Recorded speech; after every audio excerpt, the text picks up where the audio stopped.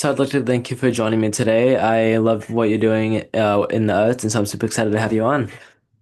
Thank you. And of course, to start off, can you please introduce yourself for those who don't know who you are? Yep, I'm Paolo Micallef, and I play Luke in the Lightning Thief tour in the UK tour. That's awesome. And so before we get into that type of stuff, I want to talk a little bit about your career. So, what got you into theater and what made you quote unquote get bit by the theater bug? So I've always loved theater. So from like the age of 3 or 4, my parents have put me in for kind of an after school program called Stagecoach that's in the UK and a lot of other places in Europe. And me being from Malta, it was there was a version of Stagecoach in Malta that kind of picked me up and kind of whisked me into that world. I had a teacher, love her to bits. May she rest in peace because she's passed on. Miss Polly March, who inspired me to go into acting, and then further down the line, I met another teacher, Denise Mulholland, brilliant, brilliant person who kind of gave me the musical theater bite, which kind of got me into that kind of world. Yeah, that's such a great journey. And so, you graduated from MPAA in the UK. And so, how did your experiences there improve the actor you are today? So I'd say that MPAA kind of nurtured the side of me that could kind of dig into a scene, dig into a character more to find what bits of the character I needed to pull out to convey properly through song, through scenes and everything. It I learned how to be a smarter actor, if that makes sense, Yeah. because of MPAA, because they literally taught me how to completely dissect a play, a character in its essence, and figure out the tiny little things that make this character that are otherwise missed or that are otherwise given away. But they still obviously make up the character, so they're all integral parts.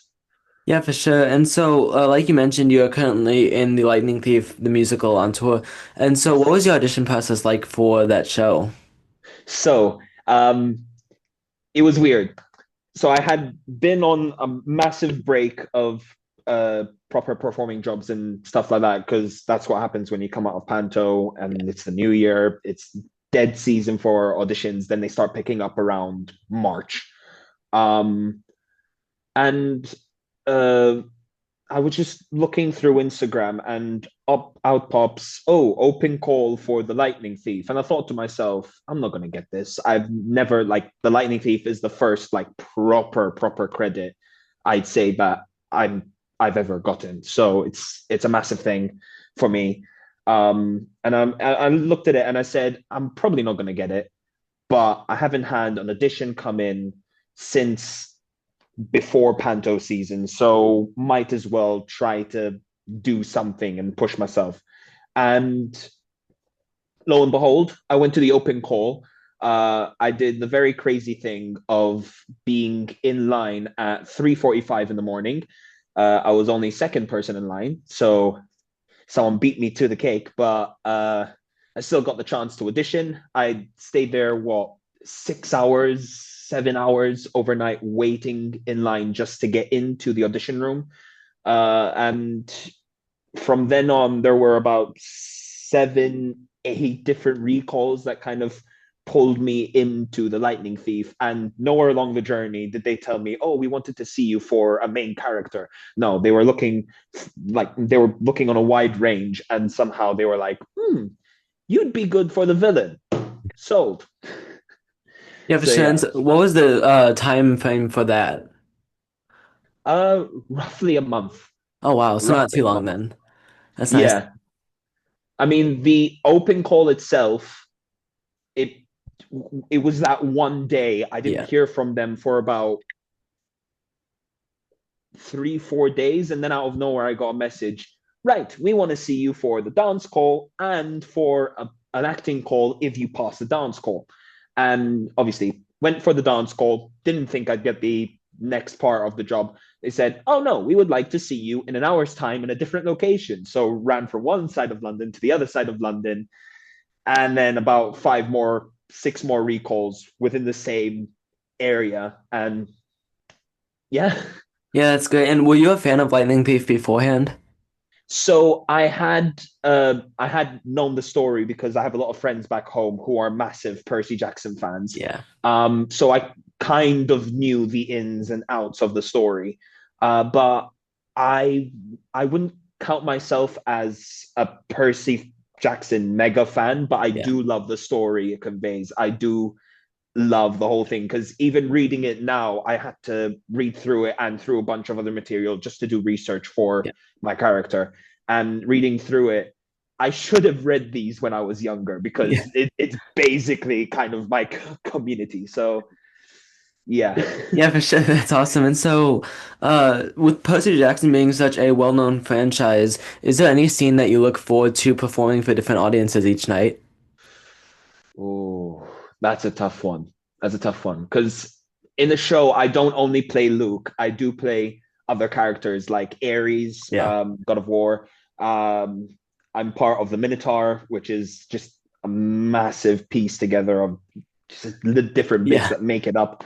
Um, oh, it has to be the scene in the middle of, well, not only in the middle, but after the last day of summer, which is the penultimate, if that's the right word, the penultimate song.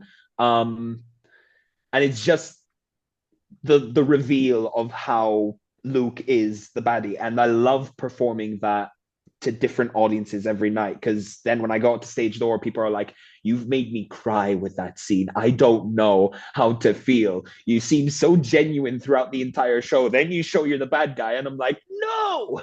So it kind of just brings that back. And I think it's so cool because the writers of this musical have done such a great job of transforming Luke throughout the show, of Yeah, introducing such a nice guy at the beginning, and then slowly turning that dial to like mess with your feelings in the audience. And I exactly, think it's awesome because you as a performer get to mess with different emotions, not only as Luke, but like you said, through Ares, who's a completely different character than Luke, and has exactly. so many different types of songs. And so like I can only imagine like how fun it is to like play throughout the show. It's a beautiful part, not only Luke but Ares and all the other little things that I do in the show. It's a beautiful part to bite into because there's so much that even I haven't found yet that I'm still learning throughout the tour. And now that we're on a break, I am doing my own research to kind of dig deeper and find the ins and outs of everything. But at the same time, it's a lovely part to And it's sink your teeth into. And it's great too because this is different. This production is different than what it was in the US, where it was more of a grunge feel to it, I guess. Yeah. And this is more definitely like the set is much more different than it was here in the US. So that's also super cool. And so with the tour, so you're on a break right now, but are there any stops on the tour that you're looking forward to in the upcoming months? Oh, oh. That's a very difficult question. Um, I'd have to say that Manchester home is probably going to be the one I'm most excited about. Yeah. Though I am excited to start off the tour again in Cardiff, so it's very much a toss up between those two Yeah. locations. Yeah, for sure. And so, along with Percy Jackson, like you mentioned, you do panto.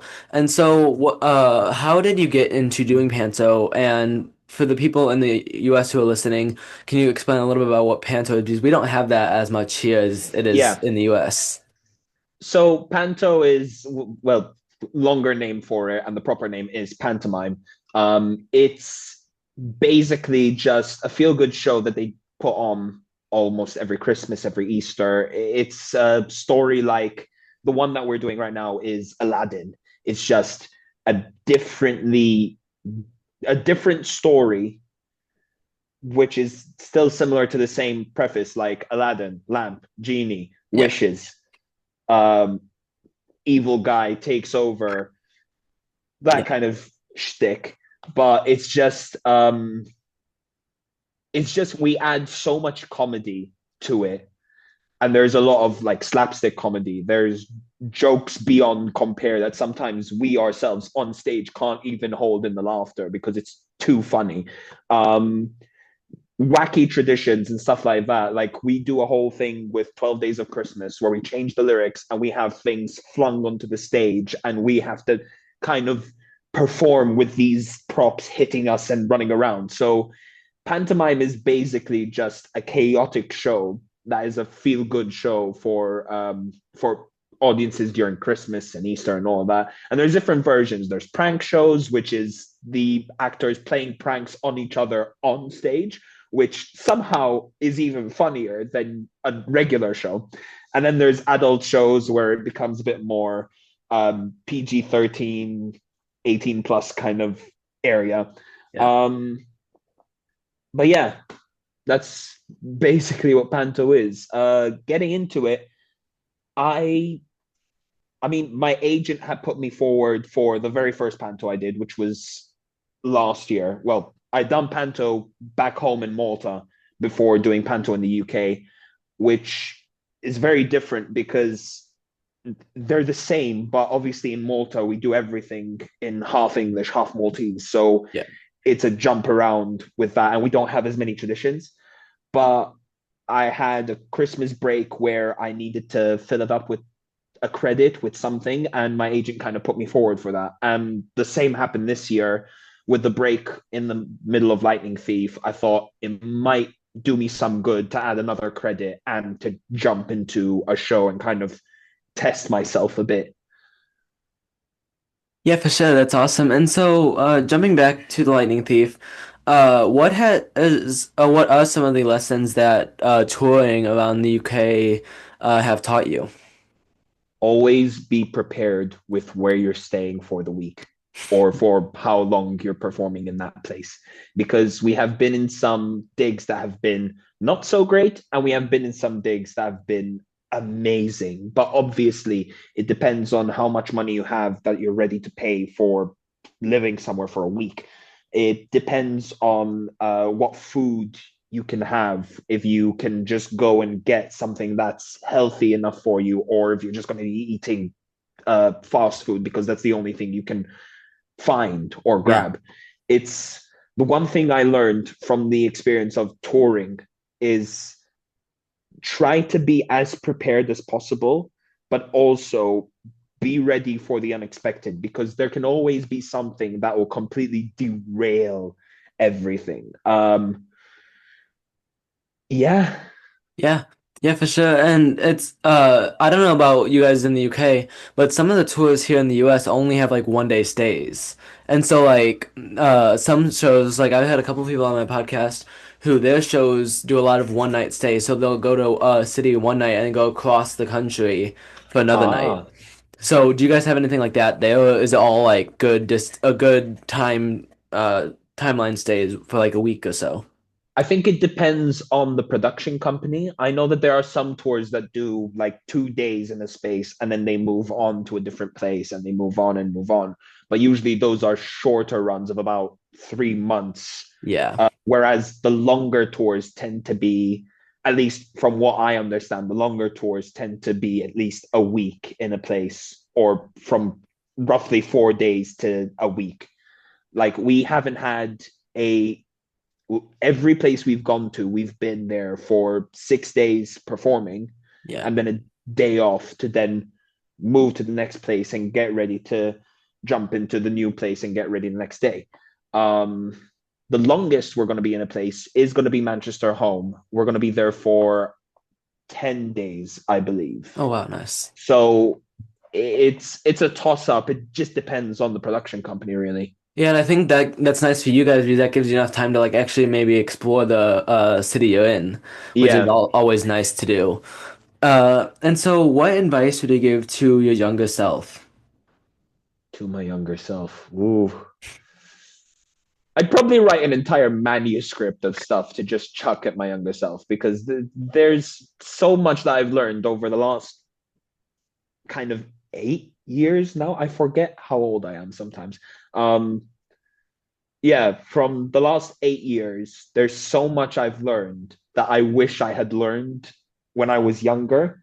Like, obviously, confidence is a massive thing in this industry. You need to have that confidence, Yeah. but at the same time, you cannot let your confidence get the better of you because I have seen so many people who are so confident and big that they burn too brightly and then boom, Yeah. done. They do one thing that completely destroys them. It's very much a toss up of yes, you have to be confident in your ability, but at the same time, you cannot be completely confident in how you are perceived. You just need to know that you view the world in the only way that you can. You have to kind of control, right? I can't control what other people are doing and how other people react to me, but I can control my own actions. I can control my own outlook on everything. And that's kind of the one thing I've learned that's kind of helped me push through the harder times, if that makes sense. Yeah, for sure. That's great. And this next question kind of ties into the previous one. But what Yeah. advice would you give to younger artists who want to pursue performing as a career? Oh, this is a tough one. It's gonna sound very, very harsh, but beggars cannot be choosers. Yeah.